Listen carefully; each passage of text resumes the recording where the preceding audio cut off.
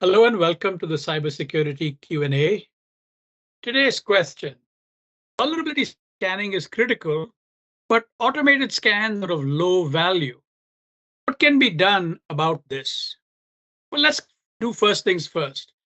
Every network is in fact vulnerable, and it's better that you find and patch these vulnerabilities rather than the attacker find and exploit them.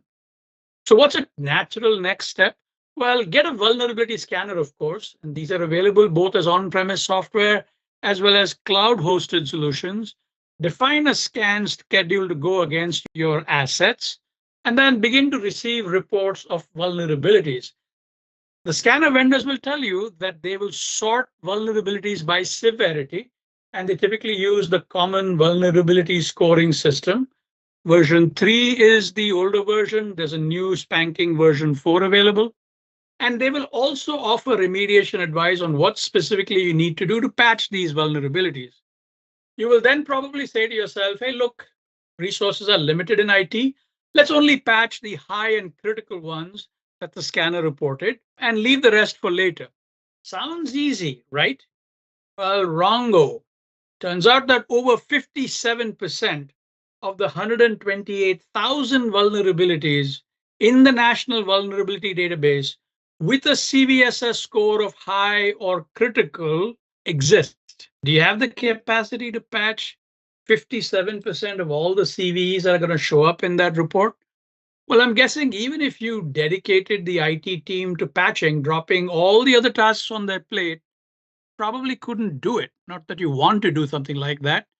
I mean, realistically, the average organization probably can patch 10% of the vulnerabilities, and that too on a monthly cadence. Enough said. Remember, numbers don't lie. So, what's the real question? The real question is, given a patching capacity of 10% of the reported vulnerabilities, which ones truly matter in terms of risk reduction?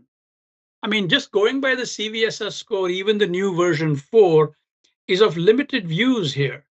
I'll remind you that the creators of CVSS themselves have explicitly said CVSS base scores represent technical severity, which only takes into consideration the attributes of the vulnerability itself. It is not, repeat, not recommended to use this alone to determine remediation priority. So, what's the real answer? As usual, the real answer is it depends on what you ask, well, on context, on being able to answer questions like, is there an exploit available? How likely is the vulnerability to be exploited? Remember, for Log4j, many of the vulnerable machines weren't exposed to the big eye internet, and so they were unlikely to be exploited. You shouldn't have rushed to patch those because there was no point. Is there any evidence of active exploitation? Can the vulnerability be exploited in your specific environment? And then, of course, if it were to be exploited, what would be the impact of this exploit? But the scanning tool that you bought that performs the automated scanning and generates the report doesn't really answer these questions. Well, Netsurian managed vulnerability to the rescue. It's installed and updated by our 24/7 SOC. The scans are performed by our solution, but are coordinated with you in terms of schedule. Reports are generated, but most importantly, context is provided. You get to prioritize patching based on the report, and you offload the repetitive and tedious tasks to us. That means you get to stay within your patching capacity of 10%, but stay safe. Thank you for your attention. Hope this was useful.